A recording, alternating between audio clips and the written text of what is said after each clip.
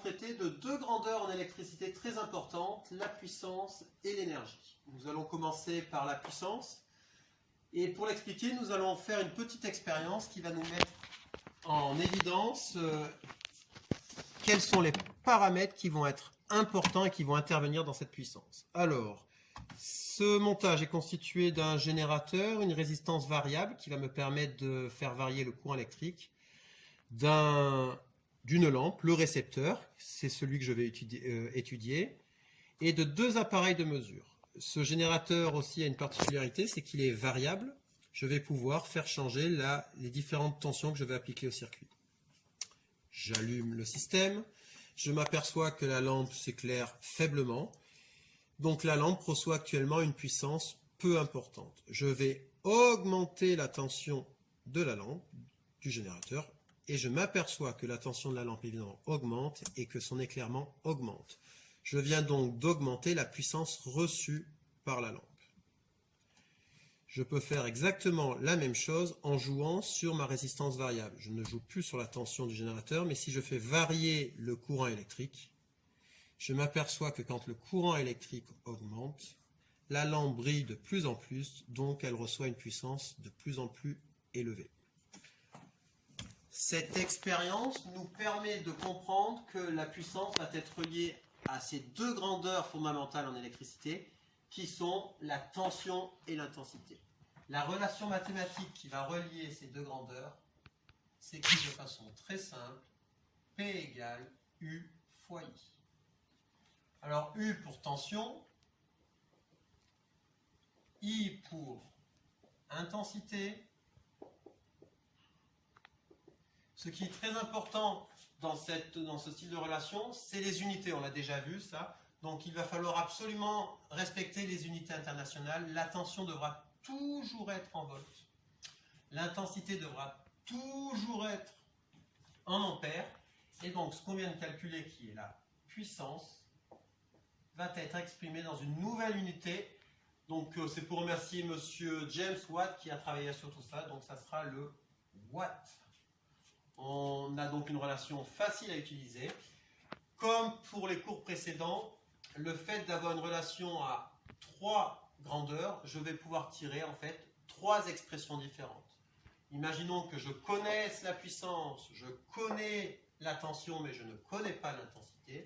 Je vais donc pouvoir trouver une nouvelle relation qui va me permettre de connaître l'intensité, qui sera I égale P sur U.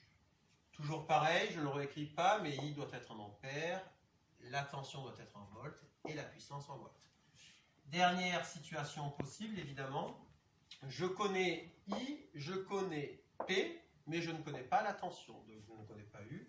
J'isole U et je vais arriver à la relation U égale P sur I. La puissance, pour faire simple, qu'est-ce que c'est? C'est une énergie qui va être consommée ou produite par un appareil, mais en une seconde. C'est très important. Donc une puissance, c'est une énergie, mais qui va être calculée en une seconde. Si mon appareil, générateur ou récepteur, fonctionne plus longtemps, je ne vais plus parler en puissance, mais je vais parler en énergie. C'est le cours que l'on va faire tout à l'heure.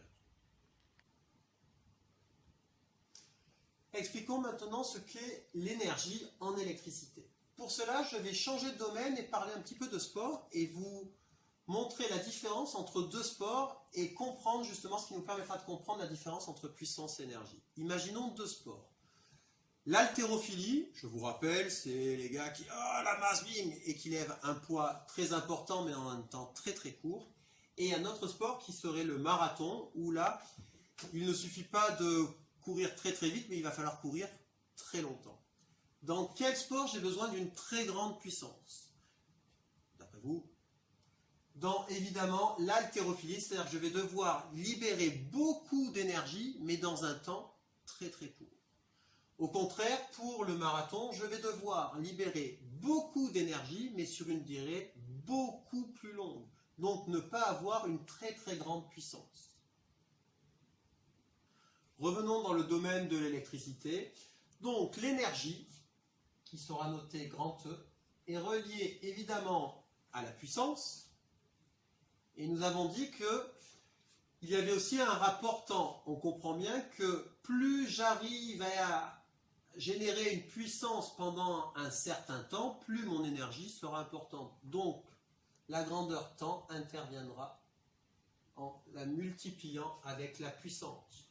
Je me retrouve sur une équation typique de A égale B plus X, par exemple, ici, où là, je vais encore avoir deux relations qui vont apparaître. Soit je connais E et T, je ne connais pas P, et donc je vais pouvoir exprimer P en fonction de E et T.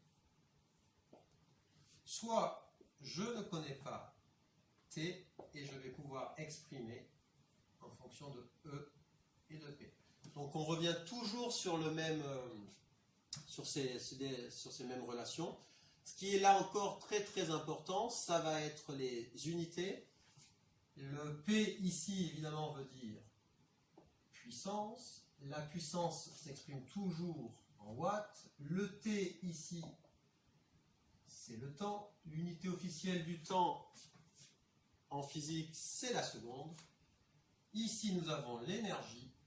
Et l'énergie s'exprime toujours en joules.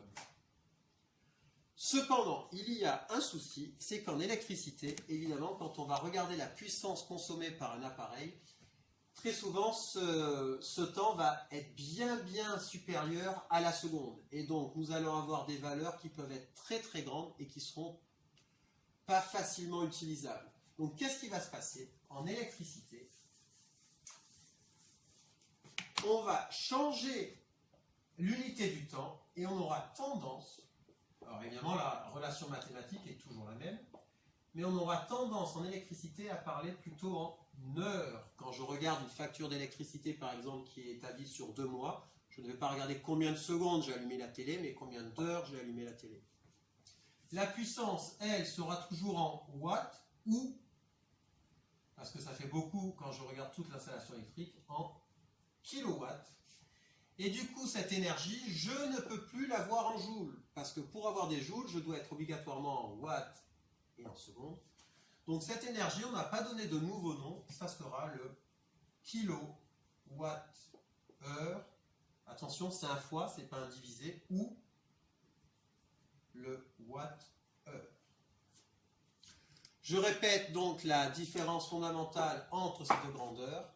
Ici, cette énergie, c'est une puissance que je multiplie par le temps de fonctionnement de l'appareil. Ici, c'est ce que l'appareil va consommer ou recevoir en 1 seconde.